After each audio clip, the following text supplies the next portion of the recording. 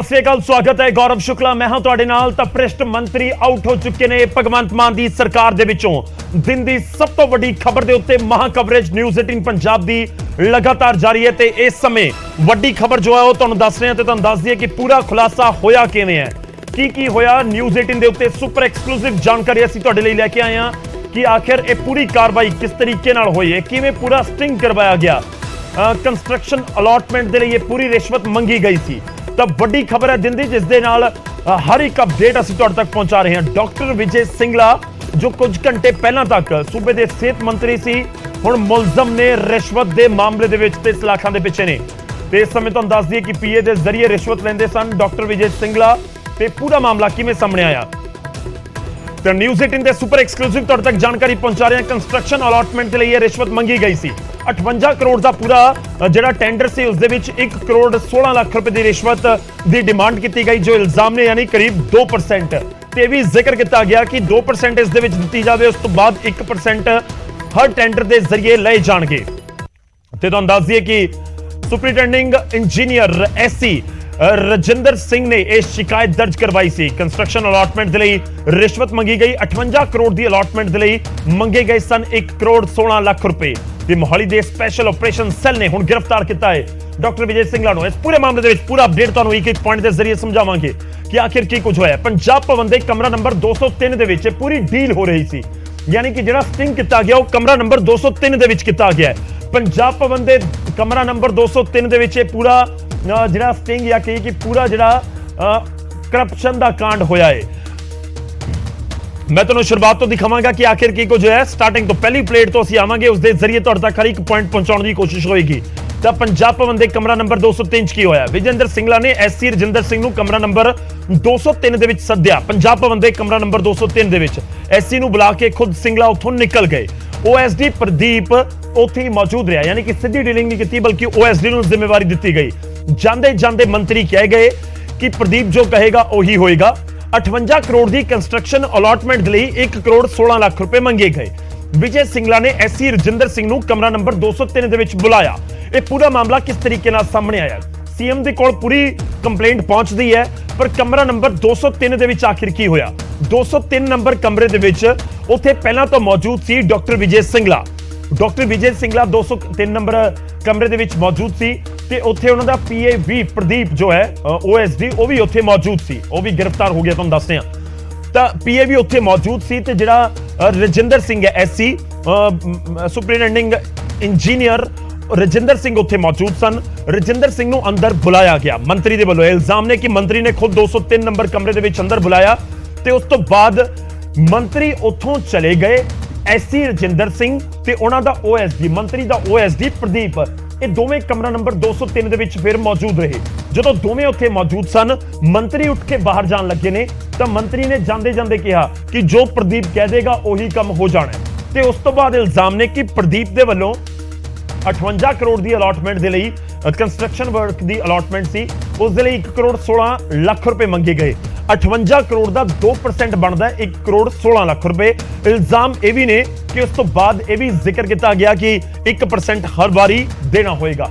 ਉਸ ਤੋਂ ਬਾਅਦ ਕੀ ਕੁਝ ਹੋਇਆ ਤੁਹਾਨੂੰ ਦੱਸਦੇ ਹਾਂ। ਓਐਸਡੀ ਪ੍ਰਦੀਪ ਕੁਮਾਰ ਫੋਨ ਕਰਕੇ ਕੈਰੀਅਰ ਖਰਾਬ ਹੋਣ ਦਾ ਜ਼ਿਕਰ ਕਰਦਾ। 30 ਨਵੰਬਰ ਨੂੰ ਐਸਸੀ ਰਜਿੰਦਰ ਸਿੰਘ ਦੀ ਰਿਟਾਇਰਮੈਂਟ ਹੈ, ਇਸੇ ਸਾਲ ਕੁਝ ਮਹੀਨੇ ਬਾਅਦ ਉਹਨਾਂ ਦੀ ਰਿਟਾਇਰਮੈਂਟ ਹੈ ਰਜਿੰਦਰ ਸਿੰਘ ਦੀ। ਔਰ 20 ਮਈ ਨੂੰ ਐਸਸੀ ਰਜਿੰਦਰ ਸਿੰਘ ਦੇ ਵੱਲੋਂ ਇਹ ਜ਼ਿਕਰ ਕੀਤਾ ਗਿਆ ਅਗਲੀ ਅਲਾਟਮੈਂਟਸ ਦੇ ਲਈ 1% ਕਮਿਸ਼ਨ ਵੀ ਮੰਗਿਆ ਗਿਆ, ਜੋ ਜ਼ਿਕਰ ਕਰ ਰਹੇ ਹਨ। ਰਜਿੰਦਰ ਸਿੰਘ ਨੇ ਪੂਰੀ ਗੱਲਬਾਤ ਨੂੰ ਰਿਕਾਰਡ ਕਰ ਲਿਆ। ਇਹ ਸਭ ਤੋਂ ਅਹਿਮ ਪੁਆਇੰਟ ਜਿਹੜਾ ਹੈ ਕਿ ਰਜਿੰਦਰ ਸਿੰਘ ਨੇ ਪੂਰੀ ਗੱਲਬਾਤ ਨੂੰ ਜਿਹੜਾ ਰਿਕਾਰਡ ਕਰ ਲਿਆ ਤੇ ਉਸ ਤੋਂ ਬਾਅਦ ਇਹ ਕੰਪਲੇਂਟ ਸੀਐਮ ਦੇ ਕੋਲ ਪਹੁੰਚ ਜਾਂਦੀ ਹੈ ਕਿ ਤੁਹਾਡਾ ਮੰਤਰੀ ਤੇ ਉਸ ਦਾ ਓਐਸਡੀ ਮਿਲ ਕੇ ਕਮਿਸ਼ਨ ਮੰਗ ਰਹੇ ਨੇ 1 ਕਰੋੜ 16 ਲੱਖ ਰੁਪਏ ਦਾ। ਤਾਂ ਅਗਲੀ ਅਲਾਟਮੈਂਟ ਦੇ ਲਈ 1% ਦਾ ਕਮਿਸ਼ਨ ਮੰਗਿਆ ਜਾ ਰਿਹਾ, ਯਾਨੀ ਕਿ ਜੇ ਅਗਲੀ ਅਲਾਟਮੈਂਟ ਕੋਈ ਹੋਏਗੀ 50 ਕਰੋੜ 100 ਕਰੋੜ ਦੀ ਤਾਂ ਉਸ ਦੇ ਵਿੱਚੋਂ ਸਿੱਧਾ 1% ਬਿਨਾਂ ਗੱਲ ਕੀਤੇ ਆਪਣੇ ਆਪ ਭੇਜ ਦਿਓ। ਇੱਕ ਤਰੀਕੇ ਨਾਲ ਡੀਲ ਇਸ ਤਰੀਕੇ ਨਾਲ ਹੋ ਰਹੀ ਸੀ। ਕੈਰੀਅਰ ਖਰਾਬ ਕਰਨ ਦੀ ਧਮਕੀ ਦਿੰਦਾ ਰਿਹਾ। ਇਹ ਕਿਹਾ ਗਿਆ ਐਸਸੀ ਨੂੰ ਕਿ ਦੇਖ ਲੈ, ਜੇਕਰ ਤੂੰ ਨਹੀਂ ਮੰਨੀ ਗੱਲ ਤਾਂ ਫਿਰ ਤੇਰਾ ਜਿਹੜਾ ਕੈਰੀਅਰ ਹੈ, ਬਾਕੀ ਜਿਹੜੀ ਤੇਰੀ ਰਿਟਾਇਰਮੈਂਟ ਹੈ, ਉਸ ਤੋਂ ਪਹਿਲਾਂ ਕੋਈ ਨਾ ਕੋਈ ਤੇਰੇ ਉੱਪਰ ਐਕਸ਼ਨ ਕਰਵਾ ਦਿੱਤਾ ਜਾਏਗਾ। ਹੁਣ ਇੱਕ ਸ਼ਖਸ ਜੋ ਐਸਸੀ ਦੀ ਨੌਕਰੀ ਦੇ ਉੱਤੇ ਕੰਮ ਕਰ ਰਿਹਾ ਹੈ, ਉਸਨੇ 30 ਨਵੰਬਰ ਨੂੰ ਇਸੇ ਸਾਲ 30 ਨਵੰਬਰ ਨੂੰ 2022 ਦੇ ਵਿੱਚ ਰਿਟਾਇਰ ਹੋਣਾ ਹੈ। ਤੇ ਜੇਕਰ ਉਸ ਦੇ ਉੱਤੇ ਕੋਈ ਐਕਸ਼ਨ ਕਰ ਦਿੱਤਾ ਗਿਆ, ਉਸ ਨੂੰ ਸਸਪੈਂਡ ਕਰ ਦਿੱਤਾ ਗਿਆ ਜਾਂ ਫਿਰ ਉਸ ਦੇ ਉੱਤੇ ਕੋਈ ਹੋਰ ਐਲੀਗੇਸ਼ਨਸ ਲੱਗ ਜਾਂਦੇ ਨੇ ਤਾਂ ਫਿਰ ਉਸ ਦੀ ਰਿਟਾਇਰਮੈਂਟ ਦੇ ਵਿੱਚ ਦਿੱਕਤ ਹੋਏਗੀ। ਰਿਟਾਇਰਮੈਂਟ ਤਾਂ ਹੋ ਹੀ ਜਾਣੀ ਹੈ, ਪਰ ਉਸ ਤੋਂ ਪਹਿਲਾਂ ਜੇ ਸਸਪੈਂਡ ਹੋ ਗਿਆ ਤਾਂ ਜੋ ਬੈਨੀਫਿਟਸ ਹੁੰਦੇ ਨੇ ਰਿਟਾਇਰਮੈਂਟ ਦੇ ਉਹ ਵੀ ਕਿਤੇ ਨਾ ਕਿਤੇ ਲੱਗ ਜਾਣਗੇ। ਇਸ ਤਰੀਕੇ ਦੀ ਧਮਕੀ ਦਿੰਦਾ ਰਿਹਾ OSD ਮੰਤਰੀ ਦਾ, ਜਿਸ ਦਾ ਨਾਮ ਹੈ ਪ੍ਰਦੀਪ ਕੁਮਾਰ। ਮੈਂ ਦੁਬਾਰਾ ਤੁਹਾਨੂੰ ਦੱਸ ਰਿਹਾ ਕਮਰਾ ਨੰਬਰ 203 ਦੇ ਵਿੱਚ ਕੀ ਕੁਝ ਹੋਇਆ। ਇਹ ਪੂਰਾ ਮਾਮਲਾ 203 ਨੰਬਰ ਕਮਰੇ ਦੇ ਨਾਲ ਹੀ ਜੁੜਿਆ ਹੋਇਆ ਹੈ। 203 ਨੰਬਰ ਕਮਰੇ ਦੇ ਵਿੱਚ ਹੀ ਸਭ ਕੁਝ ਸਟਾਰਟ ਹੁੰਦਾ ਹੈ ਤੇ ਉੱਥੇ ਹੀ ਇਹ ਇਲਜ਼ਾਮ ਨੇ ਕਿ ਰਿਸ਼ਵਤ ਦੀ ਮੰਗ ਕੀਤੀ ਗਈ। ਹੁਣ ਪੂਰਾ ਮਾਮਲਾ ਵੀ ਤੁਹਾਨੂੰ ਸਮਝਾਉਂਦੇ ਹਾਂ ਕਿ ਆਖਿਰ ਕੀ ਕੁਝ ਹੋਇਆ। ਦਰਅਸਲ ਅਫਸਰ ਦੇ ਵੱਲੋਂ ਸ਼ਿਕਾਇਤ ਕੀਤੀ ਜਾਂਦੀ ਹੈ, ਯਾਨੀ ਰਜਿੰਦਰ ਸਿੰਘ ਸ਼ਿਕਾਇਤ ਕਰਦੇ ਨੇ ਕਿਉਂਕਿ ਉਹਨਾਂ ਨੇ ਤਾਂ ਰਿਕਾਰਡਿੰਗ ਕਰ ਲਈ ਪੂਰੇ ਮਾਮਲੇ ਦੇ ਵਿੱਚ। ਤਾਂ ਅਫਸਰ ਦੇ ਵੱਲੋਂ ਸ਼ਿਕਾਇਤ ਸਿੱਧਾ ਕੀਤੀ ਜਾਂਦੀ ਹੈ ਪੰਜਾਬ ਦੇ ਮੁੱਖ ਮੰਤਰੀ ਨੂੰ, ਭਗਵੰਤ ਮਾਨ ਨੂੰ। ਅੱਛਾ, ਸੀਐਮ ਦੇ ਕੋਲ ਜਦੋਂ ਪਹੁੰਚ ਗਈ ਇਨਫੋਰਮੇਸ਼ਨ ਤਾਂ ਸੀਐਮ ਨੇ ਇਸ ਪੂਰੇ ਮਾਮਲੇ ਨੂੰ ਬਹੁਤ ਸੀਰੀਅਸਲੀ ਲਿਆ। ਇਹ ਕਰੀਬ 10 ਦਿਨ ਪਹਿਲਾਂ ਦੀ ਗੱਲ ਹੈ, 24 ਤਰੀਕ ਦਾ ਦਿਨ ਹੈ ਤੇ ਇਸ ਤੋਂ 10 ਦਿਨ ਪਹਿਲਾਂ ਤੁਸੀਂ ਦੇਖੋ ਕਰੀਬ 14-15 ਤਰੀਕ ਦਾ ਇਹ ਪੂਰਾ ਮਾਮਲਾ, ਜਦੋਂ ਸੀਐਮ ਦੇ ਕੋਲ ਕੰਪਲੇਂਟ ਪਹੁੰਚਦੀ ਹੈ ਕਿ ਤੁਹਾਡਾ ਮੰਤਰੀ 1% ਮੰਗ ਰਿਹਾ ਹੈ, ਤੁਹਾਡਾ ਮੰਤਰੀ 1 ਕਰੋੜ 16 ਲੱਖ ਰੁਪਏ ਮੰਗ ਰਿਹਾ ਹੈ, ਦੱਸੋ ਕੀ ਕਰਨਾ ਹੈ। ਸੀਐਮ ਕਹਿੰਦੇ ਪ੍ਰਵਾਹ ਨਾ ਕਰੋ। ਸੀਐਮ ਨੇ ਇਹ ਜੋ ਜਾਣਕਾਰੀ ਹੈ ਸਾਡੇ ਕੋਲ, ਸੀਐਮ ਨੇ ਉਸ ਅਧਿਕਾਰੀ ਨੂੰ ਕਿਹਾ ਕਿ ਤੁਸੀਂ ਘਬਰਾਓ ਨਾ, ਆਪਾਂ ਇਸ ਦੀ ਜਾਂਚ ਕਰਾਂਗੇ। ਪਰ ਆਮ ਤੌਰ ਤੇ ਜਦੋਂ ਜਾਂਚ ਦੇ ਲਈ ਕਿਹਾ ਜਾਂਦਾ ਤਾਂ ਫਿਰ ਸੋਚ ਲਓ ਕਿ ਠੰਡੇ ਬਸਤੇ ਪੈ ਗਿਆ ਕੰਮ। ਪਰ 10 ਦਿਨ ਦੇ ਅੰਦਰ ਹੀ ਕੁਝ ਸਬੂਤ ਇਕੱਠੇ ਕੀਤੇ ਗਏ, ਸਟਿੰਗ ਕਰਵਾਇਆ ਜਾਂਦਾ ਹੈ ਤੇ ਉਸ ਤੋਂ ਬਾਅਦ ਸਟਿੰਗ ਆਪਰੇਸ਼ਨ ਹੋਇਆ। ਸਟਿੰਗ ਆਪਰੇਸ਼ਨ ਤੋਂ ਬਾਅਦ 10 ਦਿਨ ਦੇ ਬਾਅਦ ਮੰਤਰੀ ਖੁਦ ਸਾਹਮਣੇ ਆਏ, ਸੀਐਮ ਭਗਵੰਤ ਮਾਨ, ਤੇ ਮੰਤਰੀ ਨੂੰ ਬਰਖਾਸਤ ਕਰਨ ਦਾ ਐਲਾਨ ਕਰ ਦਿੱਤਾ।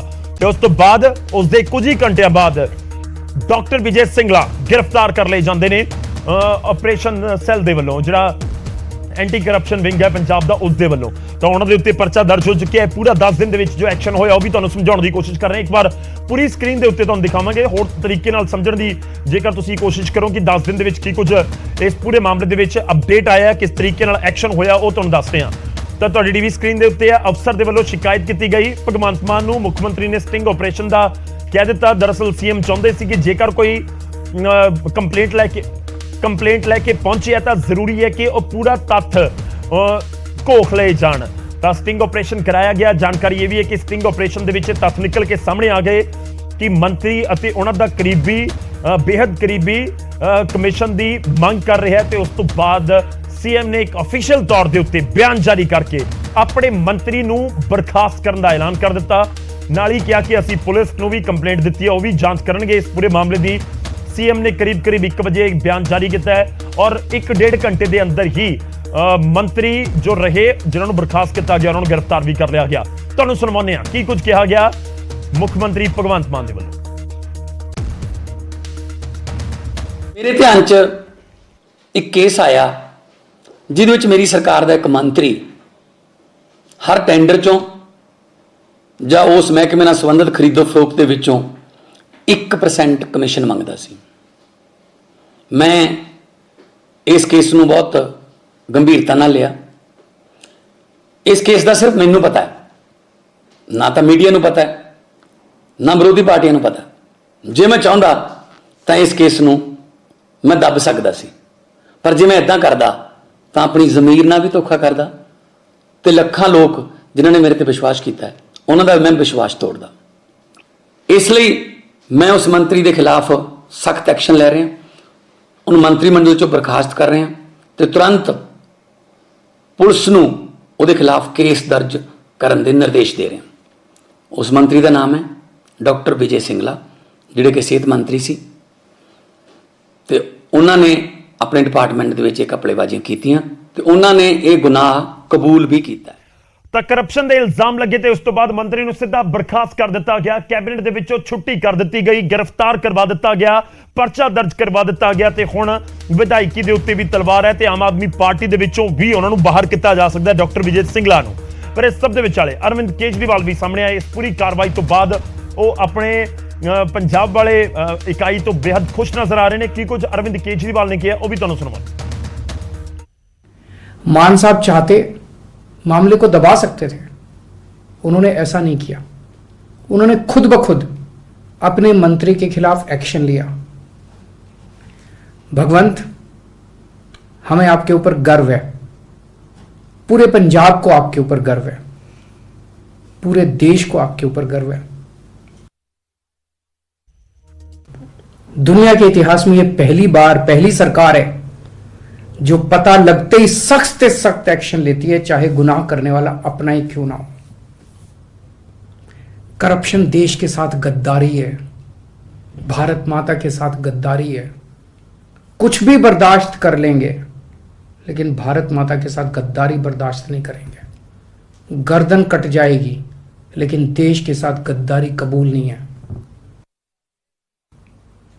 पहली बार ऐसा हो रहा है कि कोई पार्टी अपने खुद के लोगों के भ्रष्टाचार के खिलाफ भी एक्शन ले रही है।